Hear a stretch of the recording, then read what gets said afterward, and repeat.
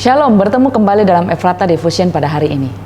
Ketika kita menonton film action, Bapak Ibu Saudara yang terkasih, ketika di akhir cerita penjahat mendapat balasan yang kita anggap sepadan dengan kejahatan yang dilakukannya, kita akan merasa bahwa film ini bagus karena keadilan dinyatakan. Namun pada realitanya seringkali kita juga dapat mengalami ketidakadilan dalam hidup kita. Niat baik kita dimanfaatkan orang untuk kepentingannya, kita diperlakukan tidak semestinya, atau pernah ada yang dirundung atau dibuli. Firman Tuhan berkata, sebab Tuhan adalah adil dan Ia mengasihi keadilan. Ia memperlakukan ciptaannya dengan adil, tidak membeda-bedakan. Allah mengecam penganiayaan dan perlakuan tidak adil terhadap sesama, dan Allah akan membalaskan penindasan kepada mereka yang menindas sesamanya karena keadilannya. Dan keadilan Allah dinyatakan dalam segala hukum, perbuatan, dan hukumannya. Hukuman bagi manusia yang berdosa merupakan keadilan Allah atas ciptaannya, karena Ia akan membalas setiap orang menurut perbuatannya. Namun sungguh tidak ada manusia yang selamat, karena manusia penuh dengan kejahatan dan ketidakadilan di dalam hatinya yang jahat. Namun Allah sendiri telah menyediakan satu jalan bagi keadilannya yang akan sangat sepadan dengan karakter dan hatinya Allah sendiri. Hukuman tetap harus dilakukan untuk kejahatan, namun rancangan kasih Tuhan untuk menyelamatkan manusia juga terlaksana, yaitu dengan jalan kasih dan damai. Keduanya, adil dan kasih, adalah karakter Allah yang menuntut perilaku yang kontras, namun dapat terlaksana oleh hikmat Allah. Pertemuan antara keadilan dan kasih Allah yang paling nyata dapat kita jumpai dalam peristiwa salib. Di salib, Yesus menyatakan keadilannya dengan menggantikan kita menanggung hukuman dosa kita.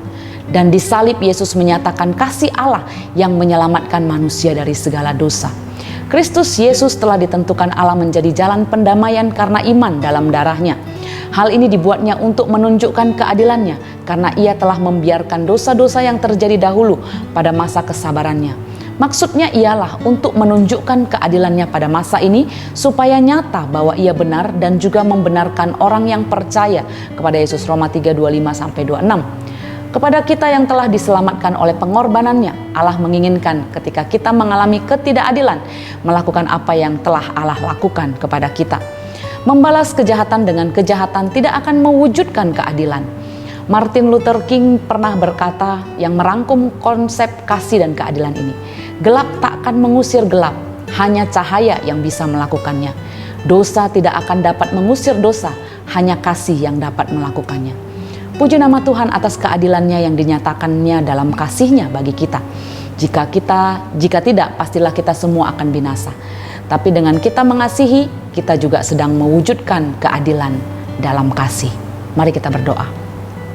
Tuhan, terima kasih untuk keadilan yang Tuhan nyatakan di dalam kasih-Mu yang besar, sehingga kami tidak binasa. Karena itu ya Bapa, biarlah apa yang Tuhan sudah lakukan bagi kami itu kami teladani. Dan ketika orang melakukan yang tidak baik, yang tidak benar, yang tidak adil kepada kami, ajari kami, mampukan kami juga untuk melakukan apa yang Tuhan sudah lakukan. Kami juga mau Tuhan di dalam kasih yang kami lakukan ada keadilan. Kami dapat melakukannya di dalam hidup kami karena kasih Kristus yang besar kami alami dalam hidup kami. Tuhan berkati kehidupan kami hari ini, berkati pekerjaan, keluarga, berkati setiap rencana-rencana kami Tuhan, dan biarlah kami terus boleh hidup dalam kasih Tuhan dan keadilan boleh dinyatakan. Terpujilah nama-Mu Bapa, di dalam nama Tuhan Yesus Kristus kami berdoa. Amin.